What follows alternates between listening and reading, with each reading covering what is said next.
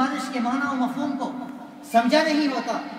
سفارش صرف یہ نہیں ہوتی کہ کسی غیر حقدار کو اس کا حق مل جائے، یا جس چیز کا حقدار نہیں ہے اسے حق دلوا دیا جائے۔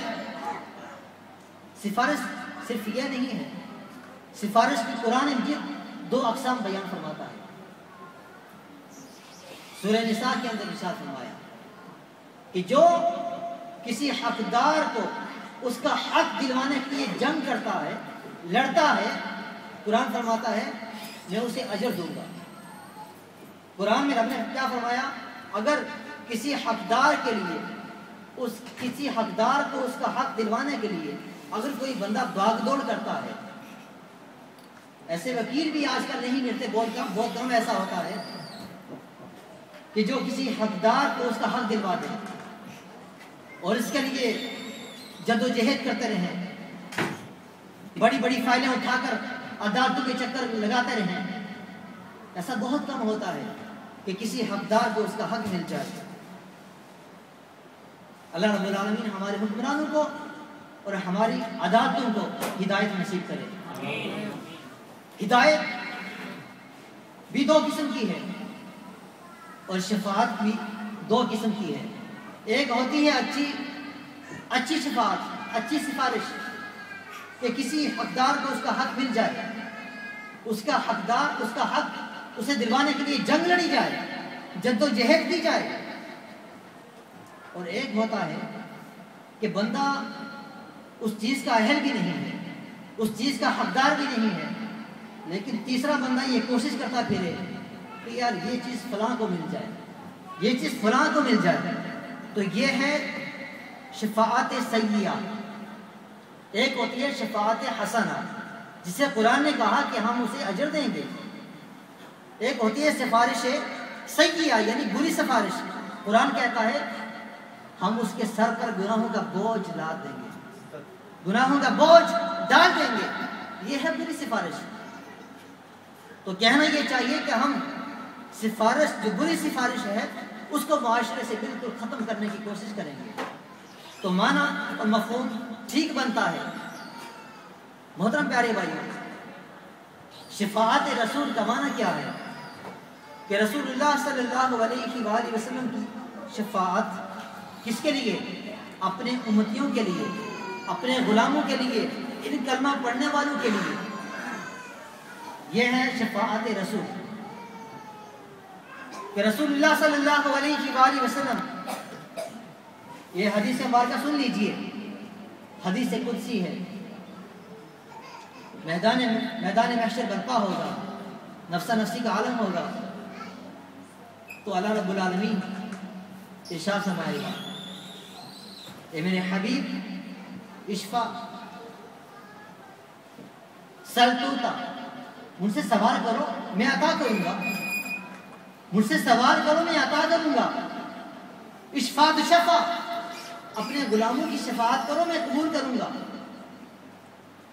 اے میرے حبیب اپنے غلاموں کی شفاعت کرو میں قبول کروں گا۔ سل توتا اشفا تو شفا، جو چیز مانگو آج میں میرے حبیب آپ کو عطا کروں گا۔ یہ ہے حدیث قدسی کے الفاظ۔ اور آپ علیہ الصلوۃ والسلام کی زندگی کو اگر دیکھا جائے تو پیدا ہوئے اپنے سر کو اللہ کی بارگاہ میں جھکا دیا، سجدے میں رکھ دیا اور عرض کرنے لگے ربی حب لی امتی، ربی حب لی امتی، اے میرے رب میری امت کی بخشش فرما، میری امت کو میرے حوالے کر دے۔ اے کریم اللہ میری امت کو میرے حوالے کر دے۔ پیدا ہوتے ہیں تو اپنے سر کو، مقدس سر انور کو زمین پر اللہ کی بارگاہ میں جھکا دیتے ہیں اور زبان کے اوپر یہ الفاظ ہیں ربی حب لی امتی، الہ العالمین میری امت کو بخش دے۔ معراج کے اوپر تشریف لے گئے، یاد کیا امت کو، بھولے نہیں، عرض کرنے لگے الہ العالمین ربی حب لی امتی، میری امت کو بخش دے۔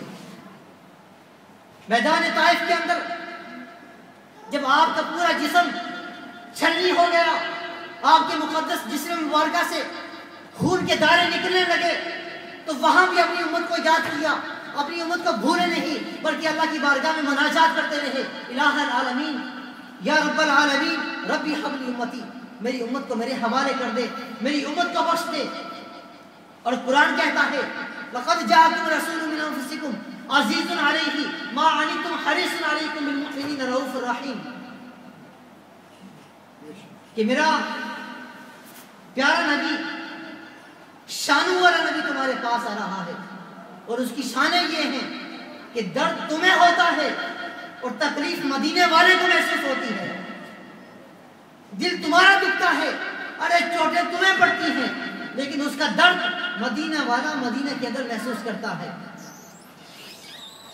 یہ پیار ہے اپنی امت سے، یہ محبت ہے اپنے غلاموں سے اور اپنے امتیوں سے، ایسا پیار، ایسی محبت، وہ ایک تو یہ محبت ہے رسول اللہ صلی اللہ علیہ وآلہ وسلم اپنے غلاموں سے جو کرتے ہیں، اور ایک وہ محبت ہے جو میرا رب اپنے پیارے نبی علیہ الصلوۃ والسلام سے محبت فرماتا ہے۔ رسول اللہ علیہ الصلوۃ والسلام نے عرض کی الہی میری امت، الہی میری امت، الہی میری امت، اور میرے رب قدیر نے ارشاد فرمایا وَلَسَوْفَ يُؤْتِيكَ رَبُّكَ فَتَرْضَىٰ وَلَسَوْفَ يُؤْتِيكَ رَبُّكَ فَتَرْضَىٰ وَلَسَوْفَ يُؤْتِيكَ رَبُّكَ فَتَرْضَىٰ، میرے حبیب ہم آپ کو اتنا عطا کریں گے، ہم آپ کو اتنا عطا کریں گے، ہم آپ کو شفاعت کروانے کا حق اتنا عطا کریں گے کہ آپ راضی ہو جائیں گے یا رسول اللہ، اے میرے حبیب آپ راضی ہو جائیں گے۔ یہ دو محبتیں، ایک محبوب کی اور ایک میرے رب قدیر کی، یہ دو محبتیں ملی اور ہم گناہ گاروں کا کام ہو گیا۔ یہ دو محبتیں ملتی ہیں اور ہمارا کام ہو جاتا ہے۔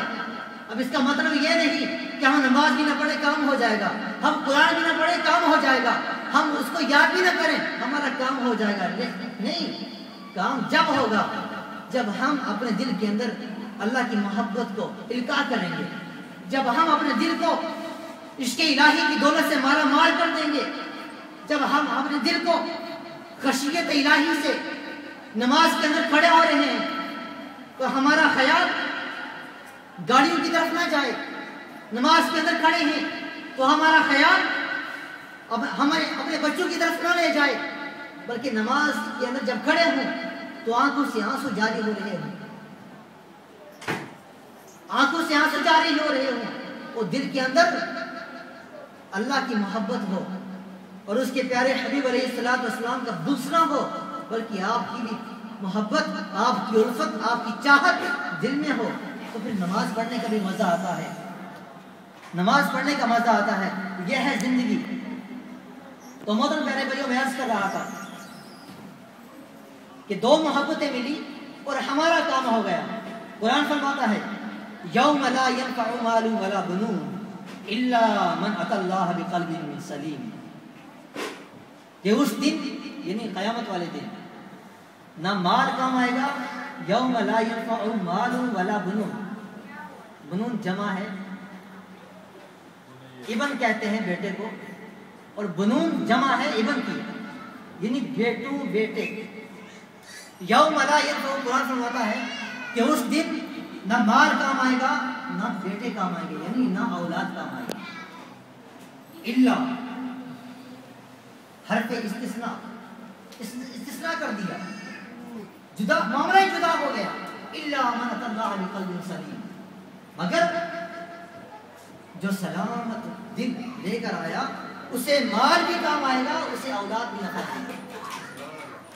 جیسے فرمایا نا وما ارسلناک الا رحمۃ للعالمین، اے میرے حبیب ہم نے آپ کو نہیں بھیجا، یا اللہ یہ نہیں بھیجنے والا معاملہ کیا ہے، سیدھا ہی فرما دیتا اے میرے حبیب ہم نے آپ کو رحمت بنا کر بھیجا ہے، نہیں، حرف استثناء کو لانا تھا، حرف استثناء کو بیچ میں لانا تھا۔ فرمایا وما، ماہ نافیہ، یعنی کسی چیز کی نفی کر دینا۔